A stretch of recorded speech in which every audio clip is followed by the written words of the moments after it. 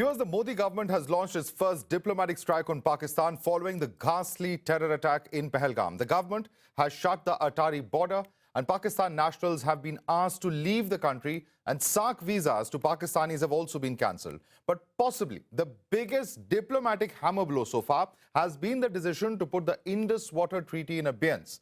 This decision by the government could have far-reaching consequences and could effectively cripple the Pakistani economy. Suspending the Indus Water Treaty could slash crop yields in crop production by up to 50% and lead to large-scale power blackouts in the country as well. It could be a huge setback for industries based in Pakistan as well. So can Modi government's pincer strike send Pakistan's water-dependent economy into complete disarray? We're going to decode this with our experts. Joining us with us is Mr. Kanwal Sibal, who's a former foreign secretary. Also with us is Brahma Chellaney, noted strategic affairs expert. Let me start with you first, Mr. Sibal. Past governments have deterred from actually going ahead and doing this. There have been a number of concerns that have been expressed. What, in your view, will be the fallout of this big decision? Because it does show resolve on India's part to actually put such an important treaty in abeyance. Well, this has been building up. As you know, in 2023, we sent Pakistan a notice about the Indus Water Treaty and the need to revise it. And in 2024, in much stronger language, we asked for discussions to amend the treaty, revise the treaty. And now, after this terrorist attack, we've decided to suspend it. Now, there will not be any immediate impact of this in terms of flow of waters to Pakistan. We should be very clear about this, because it's better not to dramatize the consequences. What will happen is that the projects that we have been doing on the 3 rivers allotted to Pakistan have been constantly delayed because of Pakistani objections. No matter what we do, whether our designs are in conformity with the treaty or not, they always object. And there's a whole process. You set up a neutral expert, then you set up an arbitrator. You try and change the designs. In fact, I forget which project it was, maybe it was Kishan Ganga, where the neutral expert has suggested that in view of new technologies and everything else, the design changes that India is making are in conformity with the latest best practices. But Pakistan objected. And therefore, our projects have been long delayed. Some, like Bulbul, never saw the light of the day. And one of the political reasons why Pakistan was doing this was, of course, to ensure that we do not in any way complete our projects and also supply enough electricity to Jammu and Kashmir, which has always been a constant problem. So this was in order to alienate the Kashmiris further by saying the government of India is not doing enough to look after us and providing us the energy we need, especially in wintertime and what have you. Now, what will happen is that we will seize this whole business of the charade of having the Indus Waters commissioners meet, submitting our designs to Pakistan to vet, and then go through all the other process that I mentioned. We'll go ahead and do the projects. And I think we should do the projects in the light of best practices, not worry about pondage and sluice gates, what their height should be, this and that. We should look at the longevity of the projects rather than follow the Pakistan's interference and reduce the life of the projects through silting and everything else. Now, the issue here is that once this happens, then Pakistan is not certain anymore about India abiding by the treaty. And then what you said just now about the downstream impact in the medium to long term will be a reality. So it's a strategic decision that government of India has taken, and the right one. Because if you remember some years ago, this fellow, the LET fellow, the chief, he said that if India does anything on the Indus Water Treaty, we'll have a water jihad against India. Yeah. So he was sort of, trying to mobilize street power, the Islamist radicals there, to launch jihad against India. So it's a very sensitive issue. And therefore, India has pressed the right button. All right. So, yes, that comment of Hafiz Saeed had created a bit of a stir. But let me bring in Mr. Chellaney also. Mr. Chellaney, is there any provision or legal recourse that Pakistan can see? Because several experts have noticed or have noted rather that when it comes to either, approaching the ICJ statutes, particularly as far as specific performance, because there is no provision about the duration or even the suspension, is there any avenue that Pakistan can take legally speaking, if at all? Well, under international law, a country can withdraw from a binding treaty if its provisions have been materially breached by the other party. It can also cite a fundamental change of circumstances. Now, this treaty was built on hope that it would usher in subcontinental peace. But instead of peace, it has only fostered bloodshed. It has been undermined by Pakistan's hate of India. So India has all the legal grounds to suspend or withdraw from the Indus Water Treaty. There is a material breach of the treaty by Pakistan. There is a fundamental change of circumstances in regard to the treaty. India has Articles 60 and 62 of the Vienna Convention in its favor. The question that we need to ask ourselves is that why has India only put this treaty in abeyance rather than withdraw from this treaty? Because this term, placing a treaty in abeyance, doesn't exist in international law. And putting the Indus Waters Treaty in abeyance will not free India of its legal obligations, even in respect to the hydro projects that it undertakes. And I think that a more fundamental issue is that the Modi government has been in office now for almost 11 years. And the Prime Minister declared 8 years ago that blood and water cannot flow together. But he did not translate those words into action. Then, as Ambassador Sibal pointed out, that we began more recently, we should notice to Pakistan to amend the treaty by mutual consent. Now, can you believe it? We are asking a rogue state, and we believe that the rogue state will actually agree to a revision. So, we have wasted so many years doing nothing, and then when we do something, we place this treaty in abeyance, and as a result, Pakistan's reaction has been very strong. It has placed all bilateral agreements, including the Simla agreement, in abeyance, and it has threatened that if there was any disruption in supply of water to Pakistan, it will treat it as an act of war. So this background, again, it reinforces the question as to why we again shied away from withdrawing from the treaty. There are legal precedents. Right. The Americans withdrew from the INF Treaty, they withdrew from the ABM Treaty, they cited a fundamental change of circumstances. So how many more years do we need? Or is Prime Minister Modi leaving that decision of withdrawal from the IWT to a future government in India? Right. This was the time when there's public anger, national anger over the massacre in Pahalgam, to withdraw from the treaty. Why saddle yourself with continuing legal obligations by just simply saying that you are placing this treaty in abeyance? What does abeyance mean? Right. It's not a legal term, and nor has the government of India explained. Well, also apart from the anger domestically, internationally, in fact, India has received tremendous amount of support, whether it's Russia, whether it's US, whether it's various European countries, so on and so forth.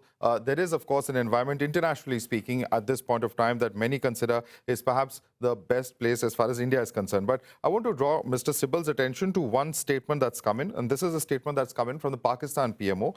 One line from this I'm reading out. He said, they say any attempt to stop or divert the flow of water belonging to Pakistan as per the Indus Water Treaty and the usurpation of rights of the lower riparian will be considered as an act of war. Very similar, as you rightly mentioned a few moments ago, to the kind of language that has been used by Hafiz Saeed, but this time it's coming in from the Prime Minister's office. Mr. Sibal. Well, I'm glad he has said that, because that will shift the onus for starting any kinetic action from India to Pakistan. If Pakistan is threatening war, then India is within its right to take punitive military action. So in fact, they are creating the ground themselves for a military conflict, which they will rue as things are. But let me come back a little bit to what Brahma said. It's not really to in any way contradict what he's saying, but just to clarify a little bit, because there are articles in the treaty which actually say that the treaty can be revised, and also you can withdraw from the treaty, but by mutual consent and ratification. So that thing is there. So when we issued them notice, it was in accordance with the provisions of the treaty. Now,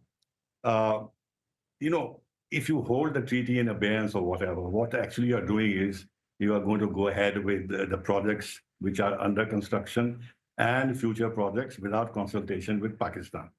And Pakistan would be extremely worried as to what the design, size, and scope of the new projects would be, or whether the existing projects will be modified and their scope enlarged.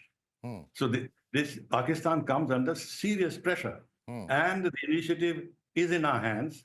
And at the same time, we are leaving the door open diplomatically that if Pakistan mends its ways, which it won't, then India can review the thing. Now, with regard to the other question you asked about, Pakistan threatening war and everything, I've answered it. But as I said, in the immediate, there isn't going to be any interruption in the flow of water to Pakistan. Right. And for this belligerence from Pakistan will go against it. Will go against it internationally and diplomatically. So somehow they're not going to get more favor and more benefit from making these kind of statements. And as I said, and I'll repeat, this will make it easier for us to take some action on the ground if we choose to do so. All right. And in fact, Mr. Chellaney, interesting that the same word abeyance, which you dwelt upon a little bit, has been used by Pakistan in its statement. And they have gone on to say that Pakistan shall exercise the right to hold all bilateral agreements with India, including but not limited to Shimla agreement in abeyance, still so on and so forth. So the same terminology being used here by Pakistan, and they're referring to Shimla agreement. How does this in any way, how does rescinding or even keeping that in abeyance in any way help Pakistan? Many would say that that's something that would actually help India if they kept it in abeyance. Pakistan has already unraveled the Shimla agreement through its systematic, low-intensity warfare against India. So there's nothing left in the Shimla agreement apart from the mutual pledges.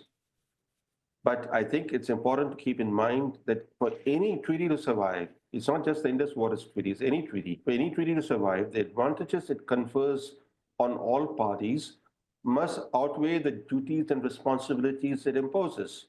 Now, if you look at the Indus Water Treaty, it is nowhere near meeting that standard for India. India has borne the burden of the Indus Water Treaty without accruing, without getting any tangible benefit.